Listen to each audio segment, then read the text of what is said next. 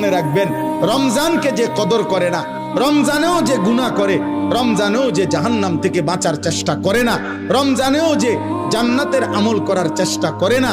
ভাই আমার, ছেলেরা আমার, বাবা আমার, পর্দার আড়ালের মা বোন আমার, সবাইকে এই শেষ কথা বলি। আল্লাহ রসুল বলছে, জিব্রাইল আইসা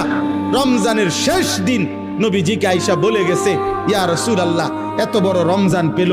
ইফতার, সাহারি, তারাবি, এতেকাফ, শবে কদর, প্রতি ঘন্টা মিনিটে এত মাফ নেওয়ার সুযোগ থাকার পরেও যেই নাফরমান জাহান্নাম থেকে বাঁচার চেষ্টা করে নাই, গুনাহ থেকে আল্লাহর কাছে মাফ নেয় নাই, জান্নাতের জরুর আশা পূর্ণ করতে পারে নাই, আমল করতে পারে নাই, খোদার কসম নবীজি বলছে, জিব্রাইল আইসা বলছে, ইয়া রাসূলুল্লাহ,